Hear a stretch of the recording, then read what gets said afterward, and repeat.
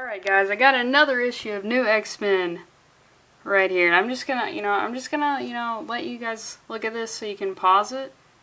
Because I'm pretty sure all of my subscribers are dudes who jerk off to comic book characters. So you know what, you can have this. You can just look at this for a moment. There you go, you sick fucks. Now, I'm just looking at this and I'm like, I don't understand how this works practically, and I'm not one of those like, yeah, we need to redesign women's costumes or whatever, but this is like, Jesus Christ. I think the only thing holding this outfit together is Emma Frost's telepathy. Straight up. Okay, so let's get in. Open up to this, we see our boy Beast, and he's holding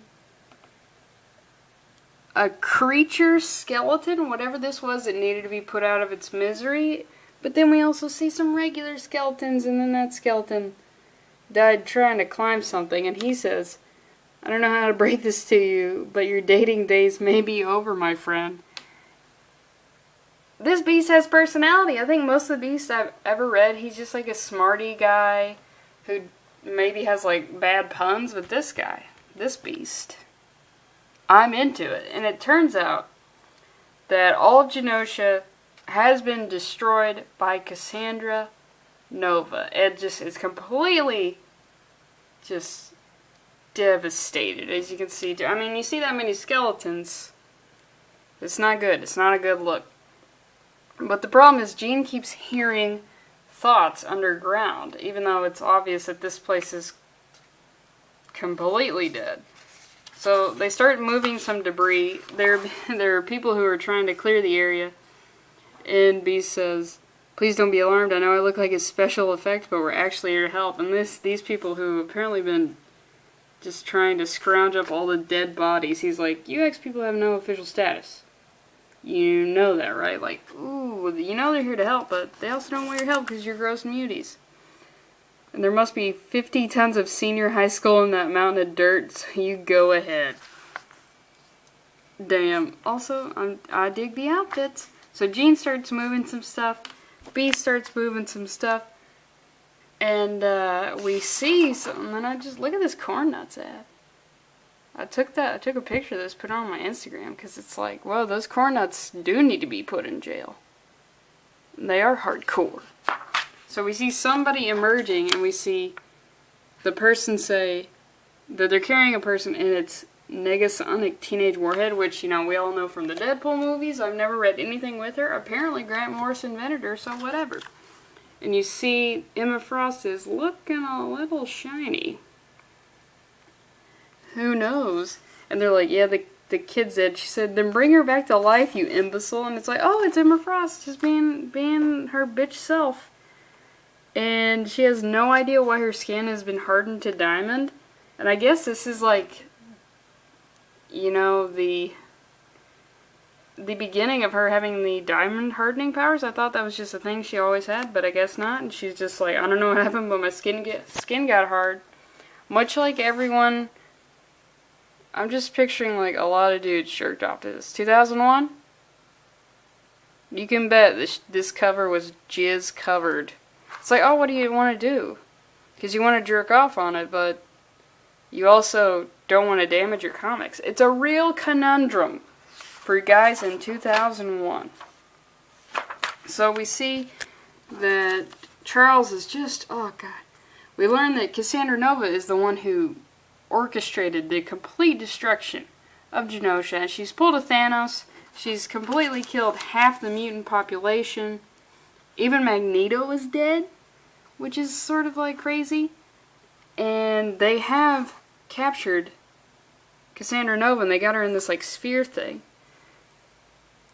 And they're trying to decide what to do with her. They don't even know what to do with her. What do you do with someone who's killed half the mutants, and being a mutant is like the entirety of your identity? I just want to show this picture of this panel of Cassandra Nova's face, because it's simultaneously tight but also loose at the same time. It's like inexplicable, because you can see the outline of her skull, but then she has these like Thanos chin skin rolls. I don't understand. And you find out that Wolverine severed her vocal cords And he says, executive decision. She was voice activating the Sentinel switch. You can always depend on Wolverine to be making those types of hard decisions. So she's just sort of floating in this thing. And you find out the numbers. 16 million mutants are dead. And you know what I say to that? That's only 16 more million mutants we got to go. She's already done the hard work. We can get into it. And now we see Emma is getting examined by Beast, and he says it's secondary mutation. Now you know me, guys. You know what? I don't care for the mutants. They got to be taken out. But now you're telling me even the mutants are evolving? See, I don't like surprises. I don't even like regular surprises. But you're telling me these killing machines are gonna be even better at killing? No. Fuck no. They gotta go. And you find out that's like Beast has been making these sort of offhand remarks that he's been changing. He's been becoming more cat-like. Jean can move stuff with her mind. And Emma's apparently turned into a giant diamond, so, you know, there's that. And Jean comes by and she tries to be like, or Emma wants to kill Cassandra Nova because, I mean, she took out 16 million of you. I feel like you gotta take her out. That's just me.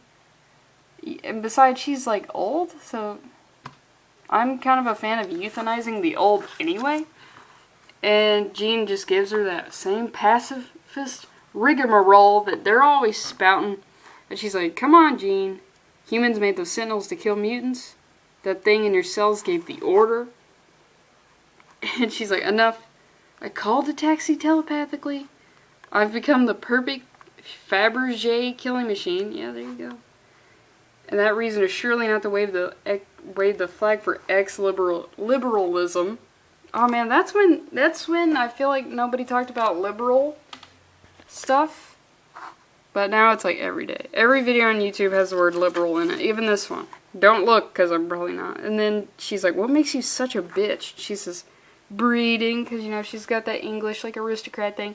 But I was thinking, like, Tom Taylor. I know I've been taking digs at Tom. But X-Men Red's the only X series I've read any of currently. And he would never have two female characters disagree with each other. And he definitely wouldn't have another one calling her a bitch. When I was just like, yeah, because Tom Taylor, he doesn't want to write anything that could be, you know. Here's Tom Taylor's thing. He doesn't want to offend anyone. So, by that logic, he makes a really inoffensive, boring comic, which in itself is an offensive thing to exist because it's so bland. I just cracked your code. And then we cut back to Beast and everybody in the Cassandra Nova cell room. They find out that she's beyond the biological Twilight Zone. She looks human on the outside, but nothing like her has ever existed before. And they talk about how she's sort of the next stage of evolution. And she just wants to wipe out all the mutants. So, you know what, she's dangerous. I want to show this panel right here. And I feel like, does Wolverine have some DSLs? Does Wolverine have some fucking, you know, dick-sucking lips right there? It just could be me. Could be me. So, they're talking about what to do with Cassandra Nova. Oh, and Beast says he's found a genetic trigger for extinction buried deep in the human genome. You know, he just got human genome laying around everywhere. This E gene, God, this E gene turns on when an entire species is about to be turned off by Mother Nature. Which, how does that? What's the logic? Like my DNA is like, oh, we're about to die. Let's turn this on. Let's prepare it. So if anyone checks out our blood under a microscope, they'll know that that's what we're in for. But it's not even a problem we need to worry about, because we got like 3-4 generations before we're all dead. That's like, we don't care. We don't think long game at all. And then Wolverine asks a really pertinent question, so tell me one more thing before I take her head off. How come she looks like you, Chuck? And then Cassandra starts messing with everybody's minds. Beast can't form a coherent thought. Boom! She just busts out all the windows in the place. And I just love this. Stay calm, remember your formations, and then that's what Professor X says, and then Cyclops is like, no formations, everyone on instinct, and she starts smiling, and she just completely is going insane. I mean, look at that. That's like, that looks like straight up from an anime. It's fucking terrifying. It's even scarier because I feel like anyone who's not an old lady knows that at a moment notice we could just kill an old lady. Like, I could kill an old lady right now. Straight up. I could kill an old lady after I've been awake for 1 minute and haven't brushed my teeth yet. That's how fragile they are. So when we see one doing this, taking out, like, some of Earth's finest, it's scary. I mean, just look at her. She's crazy. She's just like, even with severed vocal cords, she's doing work. And she's like manipulating people's brains. They can't get it together. And then we get this. She's manipulated Scott's brain. He says, they've got these huge giant bugs, which makes me think Grant Morrison has a thing for bugs. Because I watched his Happy Show. And there's a character in there that it dresses up like a giant bug and like wants to like rape kids, and he has a whole like orgy of other people dressed up as other stuff, but the bug's like an actual character. So Grant Morrison, I think he's got like a bug fetish or something. I almost was like, maybe Grant Morrison is like a something on the side, but I can't remember what it's like. Etymologist or something like that.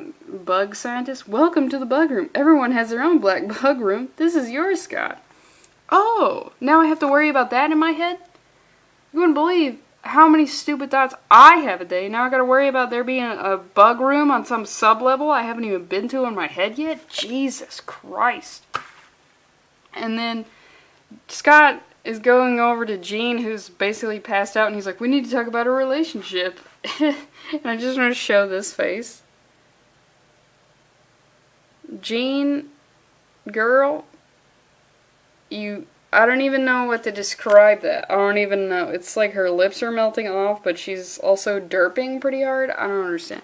So Cassandra is trying to make a big escape. There's an advertisement for a game called Dark Cloud. I've never heard of it. So Cassandra is like forming this suit that straight up looks like it's out of like deep space or deep ocean. It's like a huge glass helmet. She's escaping. And then, oh, while this is happening, Emma's just getting in the cab, and she's gonna go get herself appraised. I intend to have myself valued. Oh, on second thought, I've just had an epiphany. Like St. Paul on the road to Damascus. Stop the car. So, okay. Let's just take a second here. All this stuff is going down. Look at this. Look at the building. I feel like you would have heard the explosion. But a character who can transform into a diamond is going to get herself appraised, which is like some OG shit I can't even comprehend because, you know what? I'm all about that money. I'm all about the Skrilla. So the fact that Grant Morrison references like, hey, I'm a giant diamond, I would like to know my value, is fucking hilarious, and I'm into it. And then brings up questions for me, like, okay, she's a diamond. She can turn into a diamond, right? Moment's notice, I guess. Which is like, I feel like, really, if you had like a secondary mutant, genetic mutation or something, she would be stuck as a diamond for a couple issues, but whatever. Emma knows what's up. She's good. Even though, wow, that face is not really that flattering. But, okay, so if Emma got fatter, could that mean she gets more value? Because for diamonds, the value's in the weight, right? So now, like, this regular, I don't know how many carats a full human woman would be, but, like, a lot of carats. But if she got fatter, could she then be conceivably worth more? And if that's possible, how would you even obtain that worth? Because the only thing that can mar a diamond is a diamond. So you'd have to get like a diamond cutter to cut off some form of you. But then she could just have an endless supply of money, because she could get fatter and get diamond cutter lipo to get some of that diamond cut off, and then turn back into a human and just repeat the process over and over and over again. I'm just saying, I would never have thought of that if Grant Morrison didn't provide the initial step of her getting appraised. So, good on you, Grant. And now I'm going to be thinking about that. How, like, do I get one of my diamond kidneys taken out? But then, you know, I'm down a kidney. So I would just have to do the lipo thing, but then I just gotta keep getting fatter and fatter and fatter and to get more money, and then it's like, oh, am I eating because I want the money, or am I eating for some other reasons? And I feel like that would take a toll on your body, constantly getting laser cutter surgery. I don't know, but everybody just think about it on your own time. So, Wolverine, cut back into the house. Wolverine is trying to cut up Cassandra Nova, and she can apparently go through walls, and she's trying to get to Cerebra. Because if she gets to Cerebra, it's going to amplify her mutant powers, and she's going to be able to take out the other mutants. But luckily, our girl Emma stopped thinking about that Skrilla for a second, and she fucking breaks Cassandra Nova's neck. Just snaps. Came out of nowhere. Shining like a diamond. Diamonds are forever. And Logan's just like, you okay with this? She had to be neutralized. I knew you wouldn't turn your back on us. And in true Emma Frost-like fashion, because I haven't really been a fan of Emma Frost, but I'm liking this iteration. Sweet as you are, I didn't come back for you, Scott. I came for my handbag. Looking for you. This is a Louis Vuitton. And then Logan's like, oh yeah, she has a healing gift. So she gets up and is just like choking on her own neck bones. And we see, like, oh, something happens. And Professor X fucking shot her in the head, which... Is this a thing of him using his telepathy, you know, to move his hand? Because why wouldn't he just do that all the time? Why don't you do that and learn how to move your legs instead of making everybody pity you all the time in your robo-chair? And Logan said, that was hardcore. I know I'm not going to let any more mutants die. Things have got to change. And then, you know what? Professor X, he's known as like a mutant expert. He goes on a talk show. And he comes out as a mutant to the entire world. And then Cyclops and Jean are watching. They're like, holy shit, why would you ever do that? And then it ends with this really awful Reebok shoe ad. And I'm just like, this is like good from the get-go. I love this panel right here. Genosha's all dead. The characters seem like characters, and we understand who they are, and there's like funny stuff, but there's all sorts of things going on, and it's like complete opposite of X-Men Run. And then, you know, I'll let you guys have one more look at this, because you're fucking monsters.